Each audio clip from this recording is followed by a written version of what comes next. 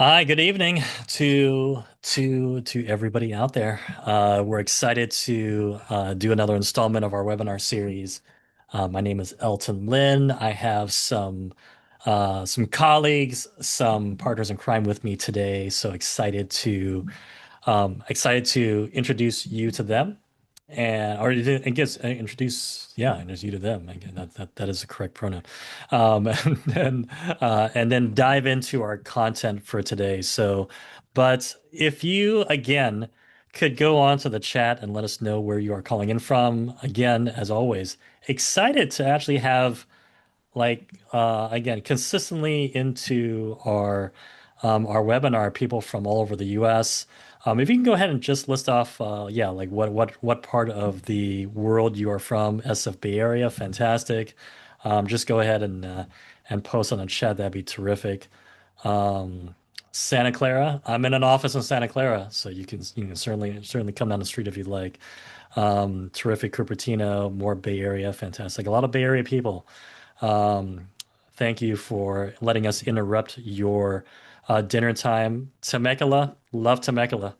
Curtis was near there just recently, nearish there, nearest to Temecula. Bay Area, of course. Excited to have the Bay Area people. Normally we get some East Coasters, oftentimes some people in Hong Kong, Taiwan. So go ahead and keep listing off where you are calling in from, but want to just give you a quick orientation. Go ahead and there's going to be opportunities. I mean, there's questions that are coming up as we go along with our presentation that you might have. Go ahead and go onto the Q&A box and just go ahead and type in the questions whenever you have them.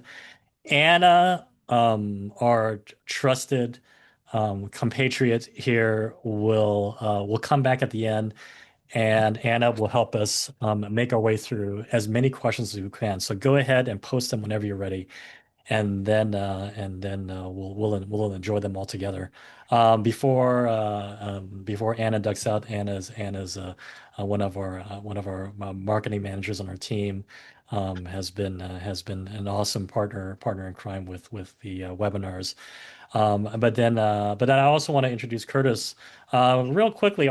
Before we do that, real quickly, the topic today is how do top universities evaluate college applications, and we're actually gonna hyper focus in on Harvard's admissions rubric, and because of some of Curtis's background, and give you a look at what a real Harvard review process really looks like in relation to student profiles that you may be familiar with. So we're excited to do that. Let me give you maybe a quick intro of myself. First, my name is Elton Lin. I'm CEO and founder of ILUMIN Education. I've been doing private college advising for almost 16 years. Our team at ILUMIN works with over 400 students a year. We submit over 2,000 apps a year. We work with students that have been admitted to every top 50, including every Ivy League multiple times over.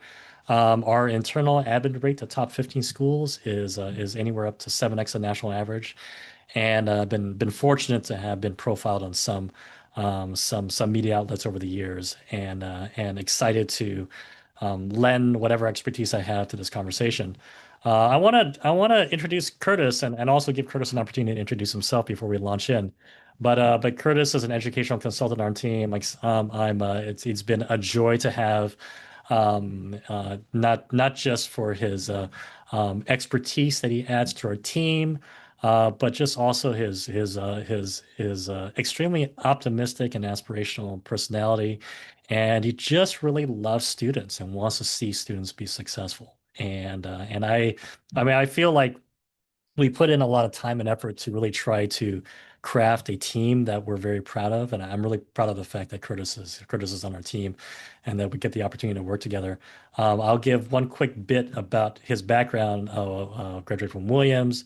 If you know Williams, Williams is essentially the Harvard of liberal arts colleges, and then he also did his Master's of Education at Harvard, where he worked specifically with Harvard admissions, was trained on the Harvard review rubric, in addition to reviewing applications and process of that training, and then also worked with other college advising firms in partnership with other elite Ivy League level university admissions rubrics.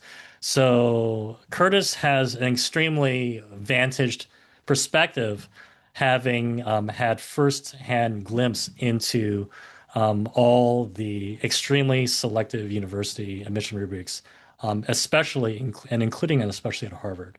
So I'll give Curtis an opportunity to maybe add a little more detail, and then Curtis is going to launch in. We're gonna do an overview of the Harvard admissions rubric, and then we're going to take a look at three student profiles, and then maybe give you a glimpse into what the review process looks like for those students. And then we'll come back at the end and answer some questions. All right, Curtis, I'm going to pass it over to you. Thank you so much, Elton, and welcome everyone. Good evening. It is truly a pleasure, and I feel very fortunate to be able to give the bit of expertise that I've gained over the years on demystifying what is oftentimes very mystifying to people, how institutions, in this case, particularly Harvard, go about making their decisions. And so, with that, Elton, can we go to the next slide? And we'll talk about the Harvard review process. So in detailing that, actually, we'll go one slide further. Yeah.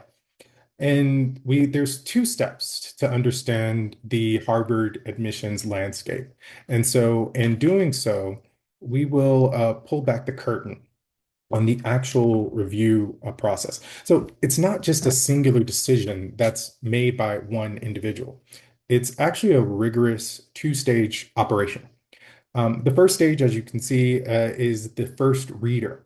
So this is a initial holistic evaluation, and that reader is tasked with conducting a detailed analysis of your transcript, your test scores, and your essays in particular. And they're contextualizing those aspects of your applications with particular emphasis on your coursework rigor against what your specific high school offers, right? So their goal, this reader's goal, is to assign preliminary ratings and write a comprehensive summary that frames the application for the next stage. The next stage, stage two, is the committee. So this is where a collaborative debate, if you will, happens.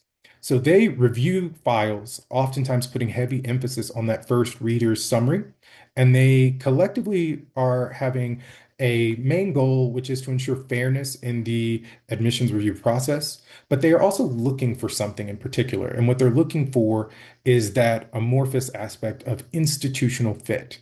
They're going to debate borderline cases, right? They'll discuss students who have particular unique talents, and they will weigh different perspectives because each admissions committee member is an individual after all. From those multiple perspectives of admissions officers, they then arrive at a final consensus. Next slide, please, Elton.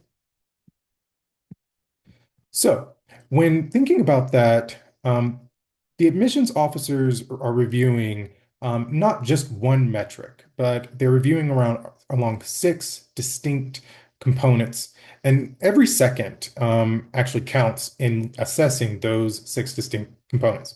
So they're looking at your transcript for a 4-year history of your academic trend, right? So often it's not about one mechanistic thing, but more accurately, the broader story. So when they're looking at your course rigor, they're seeing how much did you challenge yourself with the available APs and IBs that you actually had access to, right? So if a student comes from a school that doesn't have so many APs or IBs, that is also factored in. The exact same goes for the opposite situation. They're reading your counselor letter for external character context, and they are assessing your activity list for leadership and impact. They're reading your personal statement to hear your authentic voice. And finally, they are reviewing the additional information section. That's where they get context for any potential anomalies that are going on in your application. Next slide, please, Elton. So, with regards to the scoring rubric, to keep the process efficient and structured, they use this rubric, and specifically, there are 6 pillars of evaluation, and each are scored by the admissions rater on a 1 to 6 scale. They assign ratings for your academic rating, which includes your GPA, your test scores, and your rigor. They give an extracurricular rating that looks at the depth and the impact of your pursuits outside of the classroom. Actually, some people are surprised to know that there's a particular rating for athletics, and that's specifically oftentimes reserved for recruited varsity athletics. However, varsity athletes are can also there also can sometimes be factors related to looking at athletics as a proxy for leadership. Some people might wonder why the athletic aspect is there. I mean, officially, historically, the Ivy League is actually a athletics consortium, similar to Elton mentioned Williams as kind of the tiny Harvard, the NESCACs. Athletics has historically played a significant role in these schools out on the East Coast in particular, and so there is a aspect of that to the rating. There's also a personality rating where, in particular, certain character traits are being assessed. Things like resilience, humor, integrity, courage, maturity. There are a handful of traits that officers are looking for. And then both your teacher recommendation and your counselor recommendation. They are looking for specific evidence from your instructors as to your standing within your class and how you actually operate within the classroom as well. Next slide, please. And so, in thinking of the essay, right, the thing that you spend months crafting that you now know is a part of an 8-minute read. So, the essay is often the most misunderstood part of this process. So, at schools like Harvard, the essay doesn't actually receive a standalone score. So, instead, it serves as a qualitative aspect of evidence for your personal and character ratings that I mentioned that they score. So officers are searching for a scene-based thesis. So they want to see evidence of that aforementioned grit and humor and integrity, but they are not just looking for you to say that you have those traits. They want to see in the essay evidence of you possessing them rather just you just saying I am brave, for example. So it's worth noting that while Harvard and some elite schools, read in the way that I've spoken about them, there are other schools out there that read differently. And in that instance, schools look at the essay as an independent category and they score the essay, and then the essay is a part of a score for the entirety of the admissions file that is evaluated. And then next slide, please. So finally, we have to discuss the committee stage. So even if an individual reader loves your file, the committee has to look at the macro level, right? So they're sculpting a class. They're not just picking individuals. So this is where the institutional priorities can override individual academic merit, right? So they are seeking balance across academic divisions. They're looking at cultural backgrounds, specialized talents, external factors that come into play here are things that many applicants have no control over, right? The aforementioned athletic recruitment quotas, legacy, geographical representation, and the division of certain representations of specific majors. So understanding this helps you see that admission decisions at places like Harvard are often about the shape of the incoming class and not just the quality of the applicant. Next slide. So we are going to look at some case studies of actual Harvard applicants that you can participate with us in.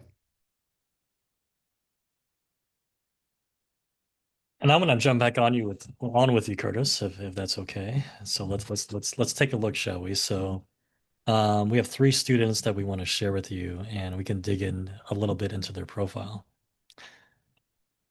So just to kind of I'll give you maybe a brief overview of each of the elements, and then I would love to hear some input from Curtis.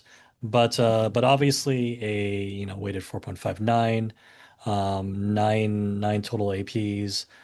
We do know we did not include like specific high schools here because we're trying to take out like a very extremely more personal information. But we do know that for this particular student, that nine APs is good, but nine APs is not maybe the max level of rigor. But it's up there, but not the maximum level. So that's what we do know. But maybe on this slide, Curtis, what are some of your thoughts here as you take a look? Yeah, I look at the student and they're, applying as a music major. I concur that their APs are just decent, right? And if you think about um, how Harvard is, thinking of going above and beyond, right? What they are assessing for are part of the reason for that rubric is is a student going to be a cum laude, a magna, a summa, right? And in relation to that academic rigor that is first looked at in terms of the transcript, it leaves the officer wanting for, essentially as a proxy for the level of ambition, that grit character aspect that we talked about, it leaves questions. So what I hear you saying, Curtis, is that like it's a good start. Obviously, the student is performing well in school, but what you're saying is that from the Harvard review process, that it's not entirely clear that this student has really kind of gone to the max with regards to their academic profile. Okay, Absolutely. gotcha. All right. Let's take a look at the rest of the students' test scores and AP scores. So 1550 on the SAT, which certainly is very strong. You can get a glimpse of the students' AP scores, some awards and honors, which includes gold medal in the Group Wins International World Championship. I am not a WINS player, wins instrumentalist. So I'm, second prize at international music competitions. So definitely some very maybe music oriented awards. What are some of your thoughts, Curtis, on these items? Absolutely, right. So a strong SAT, the range of so one of the things that I would wonder is actually, for a student applying with music, AP music theory potentially, all right, whether or not the school, whether or not the school offered it, potentially even taking it, take at least the exam outside of the school process, because there's a bit of a discongruence where we saw in the last slide there are elements of STEM, but then and we see the STEM elements in the AP scores, but then the extracurriculars extremely double, quadruple down on the musical aspect. And so, in thinking about that aspect we talked about previously of trying to drive home a trend that readers are very easily able to grasp very quickly. If you're making an admissions officer pause, that's not a good thing. And I think that an admissions officer would pause actually as to what are you driving home in terms of your application story just from this aspect. So what I hear you saying is that for granted that perhaps the awards are very favorable, the AP scores are definitely strong, but what you're saying is that there's a sort of incongruence with the story. So Absolutely. what is this student perhaps trying to pursue? And if you think about a relatively short amount of time that an application gets read, wanting to have a more clear, refined narrative perhaps seems like it would be important, as I think Curtis is alluding to. Let's Yeah, take a look at the activity list, and we can get a sense of where, I mean, you all can certainly scan the list. It seems certainly very music focused. Would make sense since the student is a music major.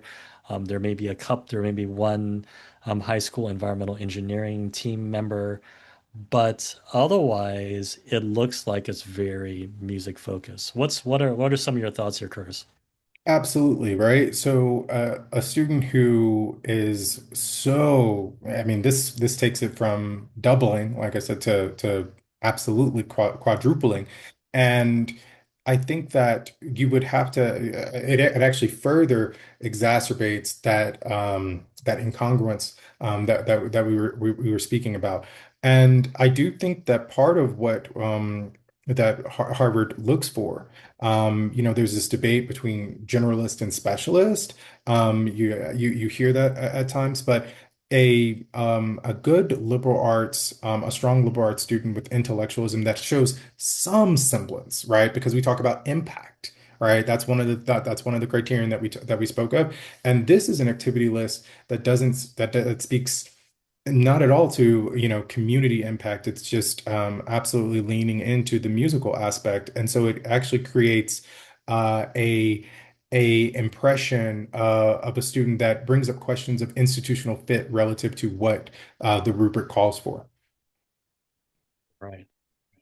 Thanks, Curtis. And let's take a look at we're not posting in the exact essay because, as you can probably understand, we're trying to not to remove some of the more identifying aspects. But this student's comment at personal statement was discussing an accomplishment, event, or realization that sparked a period of personal growth. And then here is sort of a high-level summary of that essay. So, which included experiences about musicians selected to take part in the summer exchange program in El Salvador. Student was initially tense and frustrated with trying to perfect their performance, and then watched an El Salvadoran senior choir sing. It was not only struck by the performance, but was invited on stage, and then, and then inspired to play music with emotion and trust in their fellow musicians rather than just perfection. So the growth of this trip to El Salvador and engaging with other musicians and performers help the student maybe take their musical performance and commitment to a different level, maybe more one that's a little bit more vulnerable, transparent, honest. Um, but yeah, what's your take on? You did read the original essay, but like, what's your take on sort of this essay as a whole? Yeah, I mean, this is where the rubber meets the road of the rubric versus what was actually produced. And when we think about the traits that readers are looking for, and of course, it's a rating, right? And so you can have those traits be evident. And the question is kind of how hard do you lean into them and how much does the scene that you create actually allow for you to understand it? But more importantly than that, my assessment is thinking about the entirety of the application and what color does this give relative to the rest of the application. And we have this student again leaning into music. And so it becomes a missed opportunity to actually give color, if you will, to another aspect of their life. And so I would say a reader evaluating this would be left not without a picture that has advanced this student in terms of what they actually want to give as a demonstration of who they are with all the aspects, all the opportunities that each aspect of the application would give for them. So what I hear you saying is that like perhaps regardless of whether a very like the depth of the story or not, it may be a missed opportunity not to add color that wasn't already highlighted on the rest of the application because I think from the rest of the application we already see that the student's very committed to music, as very well achieved in their musical endeavors, and an additional essay that kind of digs more into the artistic expression of that student's music is maybe not adding as much color as what I perceive would have been helpful. So I don't know if this is already like as we're talking about this, we're already leading up to so well yeah, if you can go ahead and go on the chat and let us know whether you believe the student was admitted or denied to Harvard. Feel free to give us a gander. Go ahead and go into the chat. I believe most people are responding to hosts and panelists. I mean, you can feel free to respond to everybody if you like, but go ahead and let us know what you think, whether you think this student was admitted or denied. Admitted, denied. All right, we're would all of you like to be on the admissions committee and kind of go through this process? So a few more denied, a couple of admitted.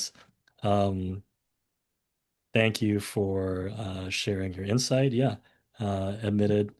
Curtis, we're 50-50 right now on the We admitted are and the denied. I divided know that's panel. um yeah. Now anybody else want to give a gander? We are still right now on the attendees of this webinar 50-50 on this student being admitted or denied. Think about the poor So admissions officers at Ivy League schools. yeah, I mean, if you're, I mean, seriously, if you're having to read, and feel free to keep posting your thoughts on deny, a few more denieds. So maybe we're 40-60 on towards denied. I'd like to But add, someone said what waitlisted. someone Yeah. said waitlisted. Yeah, Yeah, that's the other form of purgatory that some people. um, but yeah, it looks like yeah. So let me give you the results. This student was rejected, unfortunately. And so even though the student, I would say, had good numbers, good grades and test scores, some pretty significant awards. I maybe the thread I might come back to is like you on your first slide, Curtis, you mentioned the term institutional fit. And then I might say that if the student really is a music student, I might wonder if I'm on the Harvard side. If you're really focused on music, is Harvard really the right fit for you? That would be my first thought. But what are your thoughts, Curtis? You Maybe a actually last bring thought up on the student. something. You actually bring up something huge that I have not been able to. I talk about this with students. So students, the folks watching think all the time about probably selectivity. That's why they're here tonight. Every year we hear how things get more and more competitive. But institutions also have another priority, and that priority is yield, right? How many actual people show up on day one when you give an offer? And even at an institution like Harvard, even a Harvard does not have 100% yield, right? I haven't looked at the most recent data, but I know that in recent years, sometimes their yield could be anywhere from like 85%, things like that, right?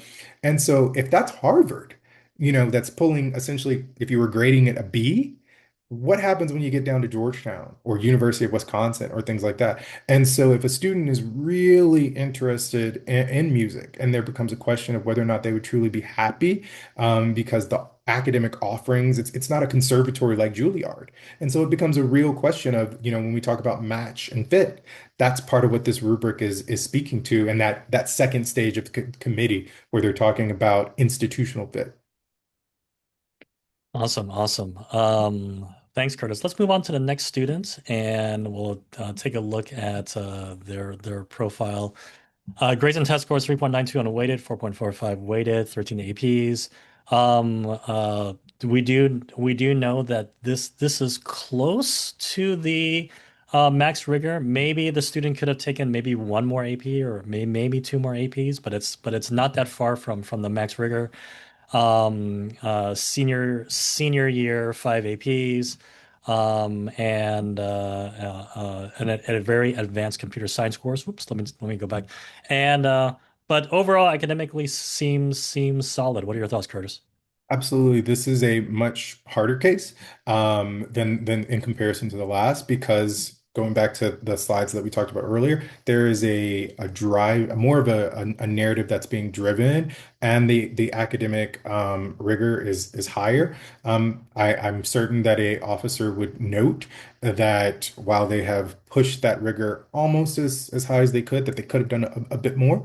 There are applicants who could come from the school with a little bit more, but it means that the score maybe isn't maxing out at 6, but they would get a high score in terms of Mhm. that. And so strong overall on this aspect.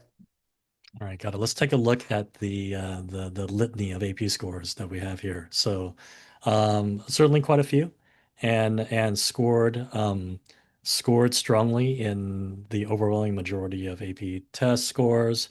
Let's take a look at the awards. Oh, also 1570 on the SAT at the top, as you can see. Awards and honors.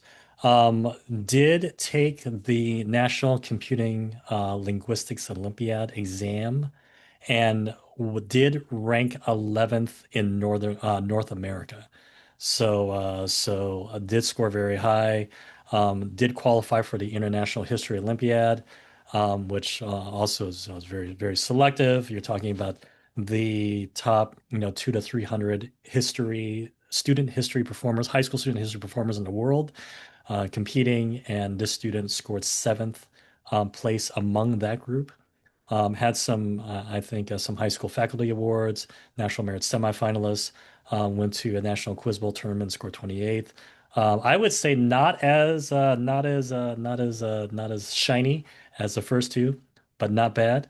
And then and also had some piano awards as well. What are your thoughts on this student, Curtis? Yeah, I mean the we continue on and actually take it a step higher with the awards aspect. I mean that gold in the National Linguistics Olympiad would very much so be zeroed in on 11th place nationally, 7th place globally. That would to take from the gold that they won, it would glean gold on the application, and a reader would definitely note that and score that high, as well as these AP scores are aside from 1-4 in music theory, which ironically our last our last candidate hadn't even taken as a potential music individual. This student shows it shows a more cohesive story that makes them at this juncture. We'll see what happens. We never know what happens as we unearth each part of the layer of the onion, but makes them a stronger candidate compared to our last.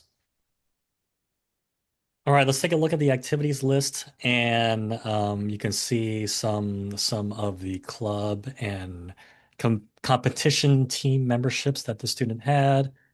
Quiz Bowl, club president, president of the Civil Discourse Club, had some volunteering at different outlets.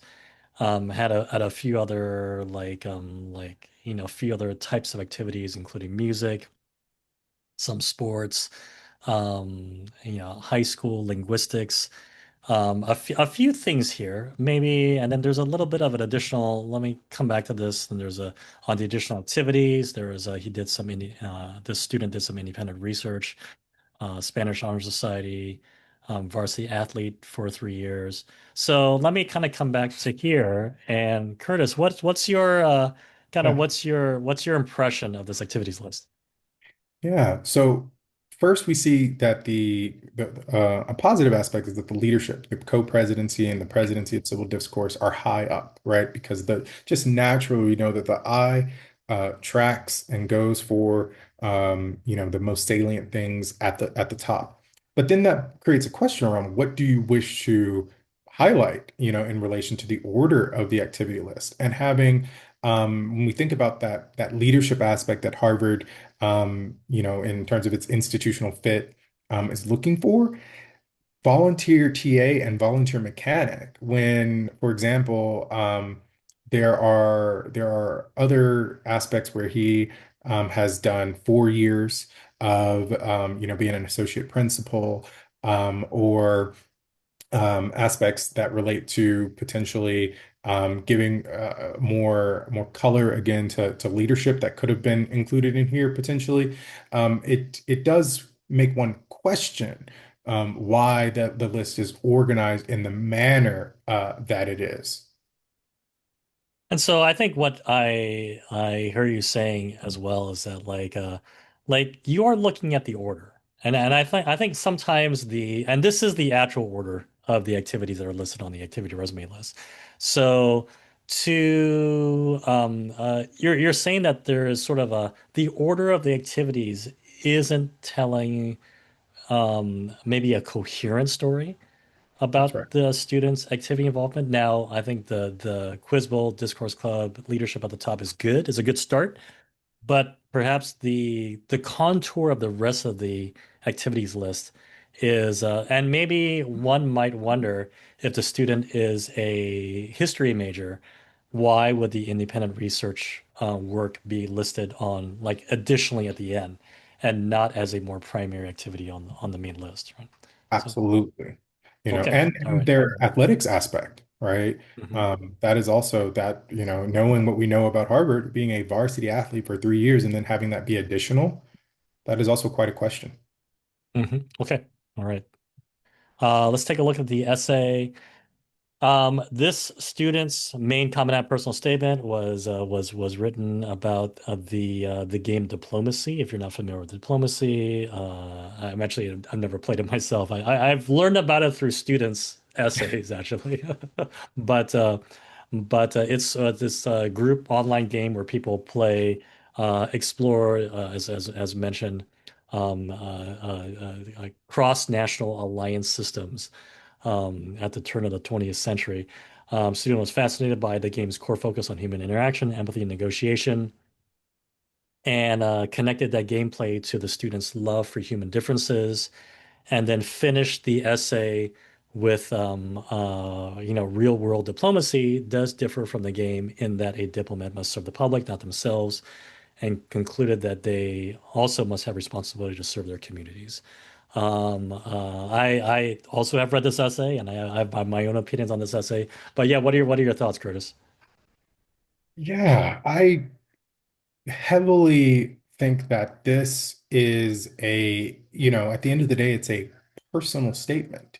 And when we think about that rubric that talks about situational, scene-based aspects that show the character traits that the admissions officers are looking for, um, I think that there is a heavy amount of like he lists human interaction and empathy and negotiation, and there's meat there to stick your teeth into, if you will, right, to attach to. But then the question becomes, how well are the scenes that are being created actually supporting that which you are trying to tell about yourself as an individual?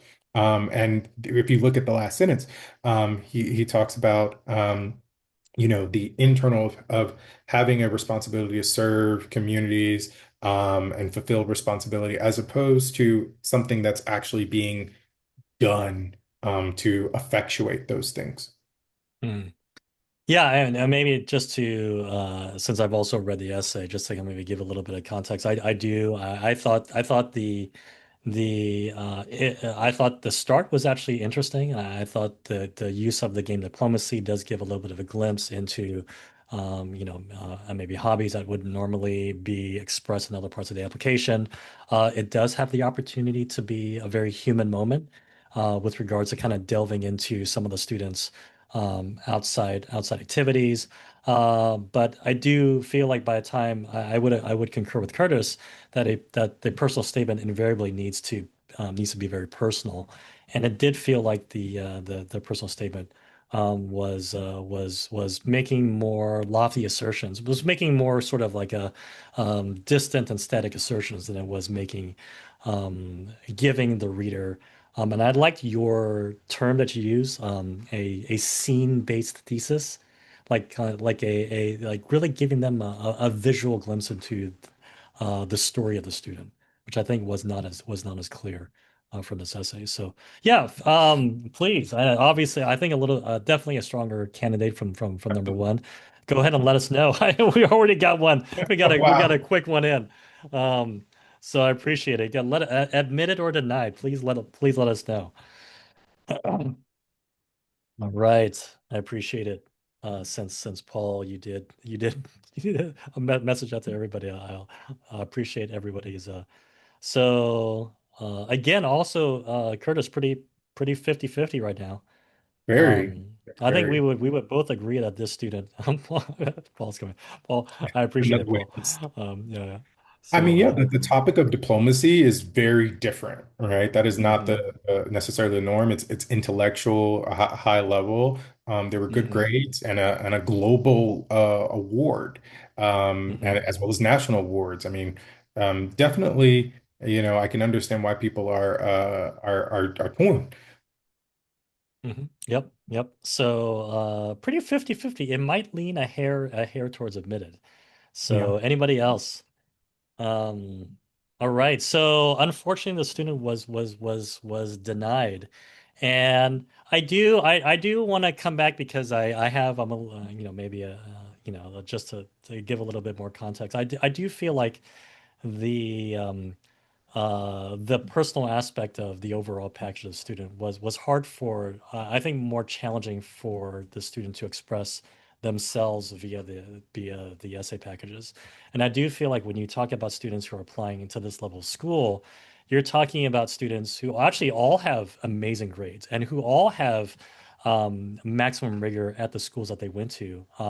Maybe not exactly the same type of academic credentials, but all very much at the top 0.1% of their pool, of Yes. their high school context. And so the essays come in and are really meant to paint, um, again, the whole thing of, like really give color. And I think that's a word, Curtis, that you used quite a bit. Does it give color? Does it really shed light on the characteristics that Harvard or any top school would really want to see exemplified in their community? And so, You, but yeah, any yeah. final thoughts?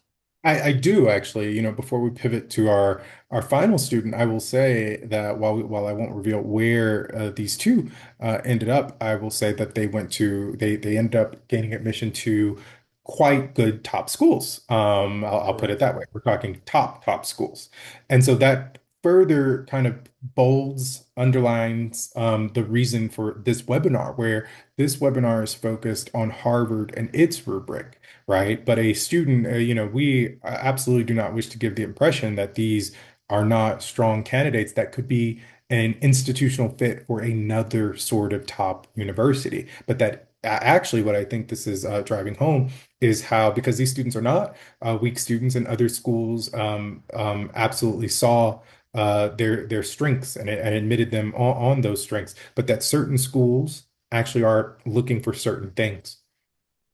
Both of the first students went to top schools. And Yes.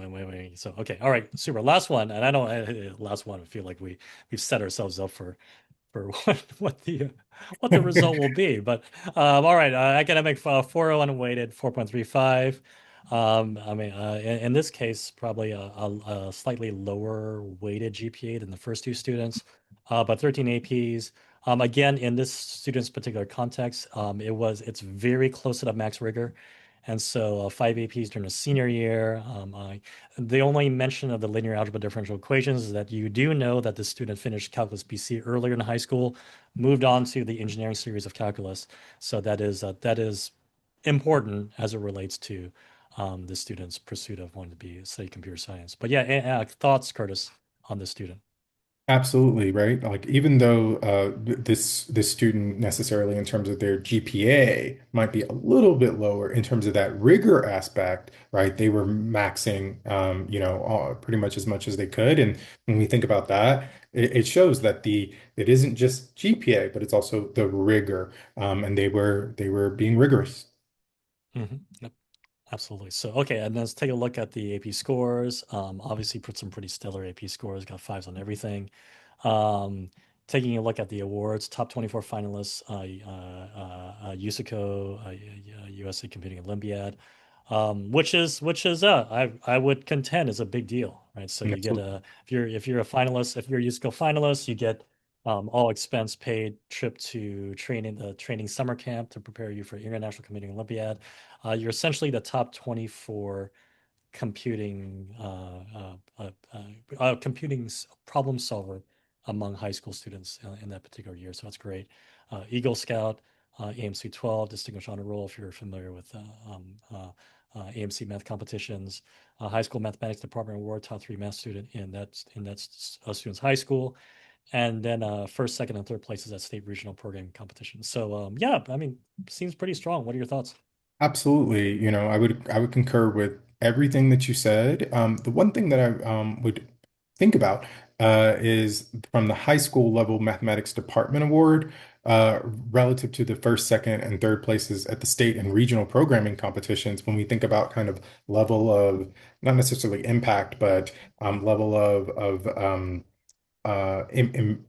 essentially how impressive things are, right? He did an excellent job with the top 24 finalists in USICO. And so in thinking about kind of scale, that would be a thing that could potentially have been done better. Yeah, and yeah, I agree. Sometimes department awards are really hard for maybe a review committee to really understand in context. And I do think it could be a huge benefit if it's also reflected in like say the counselor and teacher recs. So Mhm. this is where it's like if you come back and your math teacher's writing your rec letter and says, among the myriad of students I've worked with, I mean this student is by far, and then that aligns itself with the storyline of the department award. If you don't have the extra confirmation, maybe the storyline is not quite as interesting or impressive or coherent in Absolutely. context. Yeah. So okay. Activity list. Okay, as we mentioned, finalists at competing Olympia training program, paid computer science instructor, math club president, programming club president. Went to a pretty selective math summer program. um, Robotics lead, did play varsity tennis for 4 years, did some orchestra like many students, paid tennis instructor, water polo. Yeah, what are your thoughts, Curtis? Absolutely. This is a more balanced while also holding for thinking of leadership and relevance. It is compared to our last student, a more well organized in terms of priorities that you wish for the admissions officer reader to glean. It's far more well organized in relation to that. And I mean, as you can see, there's an instructor, a co-president. There's a lot of leadership that's going on higher up. And when we think about that institutional fit, again, in relation to leadership, that is a far more well organized activities list. Mhm. And so, I mean, maybe what I gleaned from you as well is that like we talked about the order of the last student, and what I hear you saying is that the order and the presentation of both the leadership and what the student was involved in tells a more clear and coherent story about where the student's priorities are. And you mentioned leadership a few times, that the leadership aspect of leadership kind of character trait of the student is more pronounced and more clear. Right. So, That's right. okay. All right, so personal statement. Let's talk about personal statement. Wrote about growing up with a single mom. Student was often in charge of watching over their younger little brother. The student details some of the solutions they implemented to properly teach and raise their brother, including introducing positive reinforcement using auditory teaching style, helping the student's little brother pursue his passions and at the expense of the student's own time, and then raising the brother and supporting the family. Student also raised themselves and grew as a person as they were learning to raise the little brother.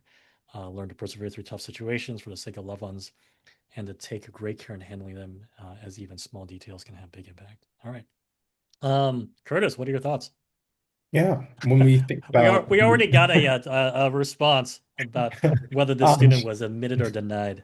Appreciate it. Go um, ahead, go ahead. Tell us, Curtis, what are your thoughts? Well, when we think about the personal aspect of the personal statement, this essay is distinctly different than our other two, right? In that the other two, one spoke of music when we were thinking about extracurriculars.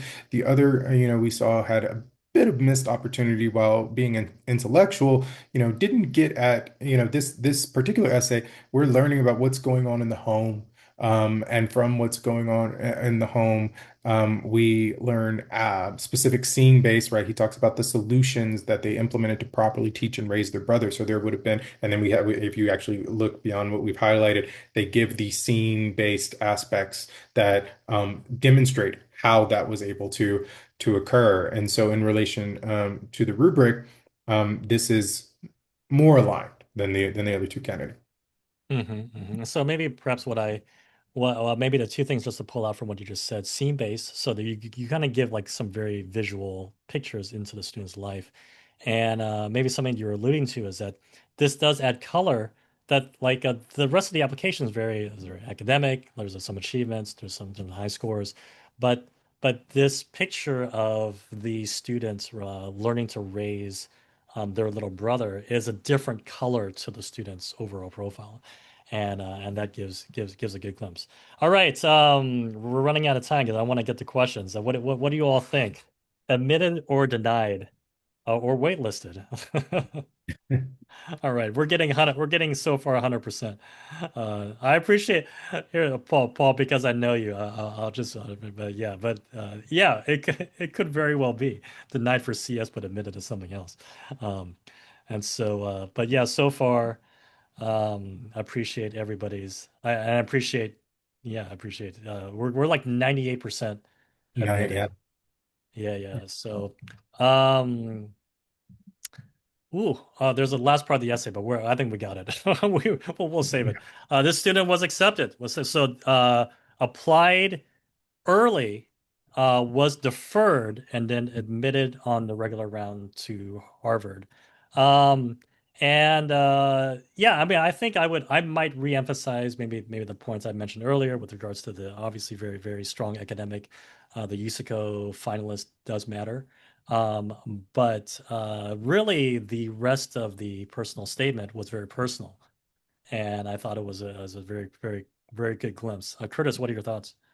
Yeah, I actually would emphasize the accepted REA, then that they applied REA and then were deferred and then accepted to further emphasize how, as I mentioned before with the previous applicants, how they were also admitted to top schools, and that this student, it took them, they were deferred. That these cases can be very borderline, right? And when you think about that institutional fit aspect, we mentioned before that this webinar is emphasizing that first read, but also thinking about that step two, that committee aspect, that there are a lot of aspects that go in. And so even when this student applied REA, Harvard still wasn't sure that they needed to look at the rest of the applicant pool, even with this strong application. And when you think about crafting applications, if a student is applying to 6, 8, 10, 12, maybe even more universities, and how each has their own criterion. There are a lot of strategic decisions that go into that, and that's why a good counselor is very useful, because the idea, many students, you also have to think about where a student is, and in relation to the common application. I think in my years of doing this, most students do not want to go about actually crafting a particular essay for each particular school. That is very, very, very uncommon, and also is oftentimes inauthentic. And so trying to conform yourself to an institutional fit is oftentimes actually a recipe for officers who are able to essentially suss that out. And so that's kind of where, there are elements of luck that also are involved in this, and that this student had a story that matched the institutional fit and a profile as well. And I maybe two things to highlight. Number one is that like even on the early round, it wasn't a slam dunk to try to admit the student. And we're trying not to like throw out too many extremely personal details, but I do want to share this student got into MIT and opted to go to MIT, right? So like this is where you're 85% yield for Harvard. This is one of those students who was admitted to Harvard opted to not go, right? So I want to go to questions. So I want to invite Anna back. I know we're running a little bit late. I want to give everyone time. We try to do our best to try to be on time and at the top of the hour, but we're likely going to go over a little bit. So if you need to leave at the top of the hour, you can certainly. We're going to post the video back up onto our site. You can certainly watch the end, but we'll go over maybe about 5 minutes and try to capture everybody's questions as quickly as we can. So Anna, let's go for it. Let's go for it. Yes, for sure. We will be uploading this to our YouTube channel, so don't worry about missing anything. I think some people have asked about that. So first, I just want to launch into some questions about courses. So someone asks, should the AP courses a student takes align with their intended college major, or do any APs quote unquote count when Harvard admissions readers view an applicant's AP course load? Excellent question. Well, let's go back to the rubric, right? We're also thinking about rigor, right? And so, I mean, when you think about the availability of APs that are out there, you also want to have a strong foundation across all subjects. And so, I take the question, and I might be misinterpreting it as essentially, like say a humanities student who is, you know, taking comparative government and human geography, but kind of avoiding, say, biology and things of that nature. Oftentimes, that creates a situation where strategically you're not able to max out your rigor, right? And so I would say, of course, where there's alignment in relation to your potential major. Absolutely, take those courses, but you should not also try to pivot to avoid, because oftentimes what then ends up happening is you're going to end up scoring less on the rigor aspect. And we also have some questions about foreign language. So Harvard does recommend apparently that applicants have taken 4 units of a foreign language. Correct me if I'm wrong. But would it impact the admissions review if a student were to take those foreign language classes, whether all of them or some of them, at an online high school instead of their own high school, so as to free up their high school course load more for classes aligned with their intended major? So going back again to the rigor aspect. So if, for example, that school had, say, AP French or Mandarin or Spanish, et cetera, et cetera, if they had, it would depend on how they are, if they are essentially taking themselves out of the coursework at their particular school to then try and supplement, but they're not doing it in a particularly a way that demonstrates rigor, then that's a negative, right? And that's part of why AP, there are certain things that APs, IBs, ACT, SAT, right, where we can know that there's kind of an imprimatur, a stamp of rigor from those, and so it would be a kind of a case by case basis on in making that decision as to, okay, what is that online school and what type of rigor is it showing to the admissions reader? And then also those foreign language classes, does Harvard prefer that all those units be taken during the high school career, or do they also consider any middle school foreign language courses? Oh, that's actually a good question. I'm actually not sure. I think it would depend on it would have to be a high school level. It would have to be a high school level that would transfer over to the transcript, is what I'm presuming that question is getting at. Because just middle school Spanish or French, that wouldn't necessarily translate over, but something that would translate to the high school transcript. So, for example, say a student, and I actually have seen this, where say a middle school student is taking, say, community college courses. I have seen that. Then that is something that can be displayed in a college application, and then yes, that can be taken into consideration. But just regular middle school courses, no, that wouldn't necessarily translate. Yeah, maybe this maybe is a bit of a California context that the UC application does allow students to highlight foreign language and math completion in middle school as a part of the application process, which then kind of sets the table for where the student is then finishing their foreign language year. I think oftentimes the implication is that students are reaching the highest level of foreign language completion, which may be year four, and for a lot of schools. So whether it's AP, whatever, AP French or year four French or whatever it is, that's where the expectation or the hope that a student would complete the series of foreign language at their school. Uh, And I would say that I think, it is, I agree with Curtis mentioned, it's a case by case basis.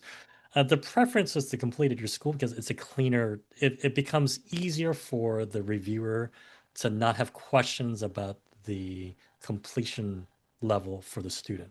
Because once the reviewer has to then go outside and then, like, does this particular high school, like, what's the level of difficulty?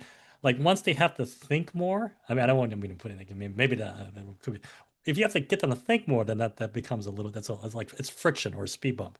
And so you Absolutely. want it to be kind of as clean and clear as possible. So, All right, one more question about courses. How does Harvard view dual enrollment versus APs? Right. I mean, again, I think that I actually think that dual enrollment depends. It's going back to actually what Elton just spoke of. So I think that's actually one of the more complex cases where, but on the whole, I think APs kind of have a standardization, right? That they know. But depending on the various context of the sorts of dual enrollment, right? Like Harvard does not necessarily, like the UCs, Harvard does not necessarily have as because they're having, applicants from across the nation, that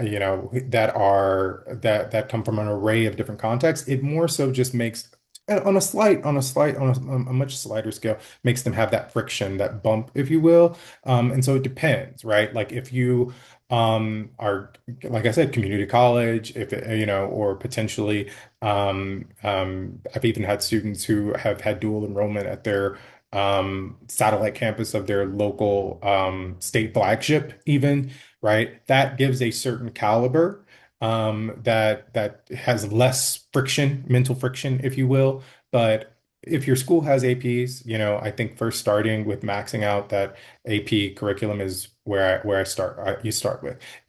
If there are opportunities, oftentimes I think dual enrollment can be utilized in a way that actually supplements something that an AP doesn't have. I actually think that's more of a strategic way to go about it, right? Something that the curriculum doesn't have that can then accentuate a future major, or potentially sometimes we use it to make up for, if there have been bumps along the road in terms of your transcript, things of that nature. All right. Speaking of supplementing, someone wants to ask if you could comment kind of on the role of the Harvard supplemental essay questions. Yeah, excellent question. So for example, there is a question about how you will utilize your Harvard education. And I use that one in particular. I mean, all around, the supplements are getting a sense of, I know I sound like a bit of a broken record, but who you are. But in speaking to how you'll utilize your Harvard education, I think of that one as kind of the opportunity for you to really show your why Harvard. I mean, as we just saw, the student who our student who was admitted to Harvard didn't actually end up going to Harvard. And so being able to say, I'm going to utilize these particular resources that Harvard has to then go out and make this particular impact, is definitely a thing that further gives the readers and the committee more confidence in terms of that institutional fit part. I think that is fundamentally the purpose, and not just at Harvard, but overall of the supplements, is you are trying to assuage any sense that there might be any wobbliness on your part in relate, as opposed to being very steadfast and this is why this is the school for me. And I think that's what the supplements are very much so asking, while also giving a deeper sense of who you are in relation to that. So clarity for the student that Harvard is really the best fit place because I mean it's not just say, oh, Harvard's Harvard. I mean, why would anyone want to go to Harvard? I want to go to Harvard. But it has a student really thoughtfully considered why Harvard is really the best place for that student. And that's where the supplements come through. Okay. Yeah. Right. And then one more question is it advantageous or not for an applicant to apply as an undecided major? Excellent question. That's probably the toughest question thus far. So, ooh, that one is a hard one. Generally speaking, I think about I think about this in relation to avatars, if you will, right? And right, they are, if you look back at the rubric, they are looking across certain traits. And generally speaking, the way that I interpret that rubric is it leans more towards a student who has certain convictions and knows. At least a certain, they don't need to know everything. Humility is actually one of the traits that they are looking for, right?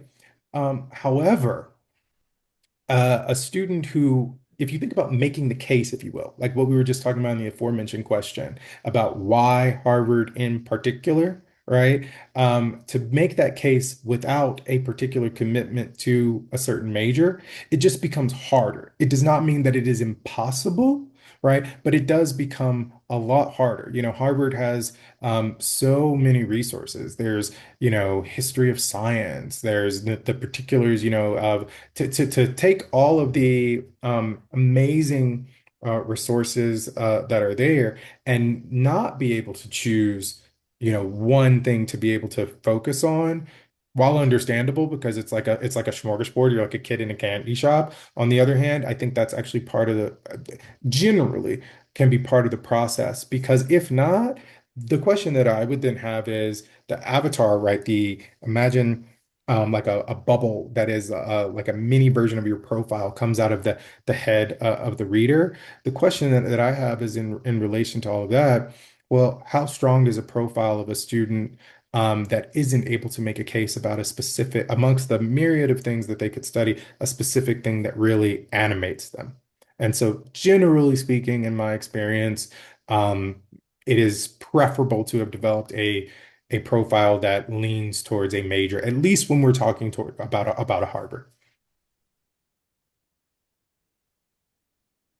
Nothing, nothing to add. I don't disagree. I think the oftentimes what students and families may be thinking about is like, perhaps there's a is there perhaps an admissions angle or an admissions advantage, or maybe they're feeling like it might be a disadvantage, like what really is undeclared, and I do generally technically, and it's including in the UC system, it's considered as neutral, right? But I think when you think about the review process and what the reviewer is, I mean, even if you're undeclared, they're still looking for demonstrations of leadership. They're still looking for a depth of curiosity and maybe one or two different areas that might give glimpse to what the academic pursuits might be for that particular student. So they're still looking for really the same things.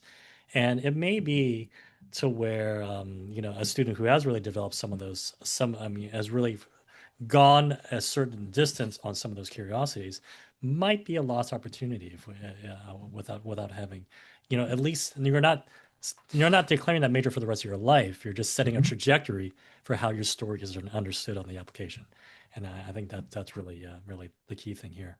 So, all right, Anna, and do we have any last ones? I think any other questions we have, we would be better suited to answering that in our free consultation because it sounds like there's a lot of very specific situations that some of these students are in that would, I think, warrant a deeper strategy session. Absolutely, and happy to do so on a consultation as well. So, hey, thank you so much for joining us. This is our first time doing this type of format. If it's helpful, we may do a one with a UC review process. So if you think that's helpful, let us know. Feel free to put it on the chat. But thank you again for joining us tonight. Thank you, Curtis. Thank you, Anna. And I had a good time. I think we had some good profiles to talk through and I think it would be a good we can rehash this again with some other schools. And so appreciate everyone's participation, everyone's energy on guessing who got into what. And but thank all of you for coming. And it's late for Curtis. Curtis, you need to go to sleep. Curtis is on East Coast time. So get some rest, Curtis, get some dinner. Anna and I will do so as well on normal West Coast time. All right, thanks everybody. All right. Thank you all so much. See you all. Wow, Take thank care. you. Bye bye. Bye bye.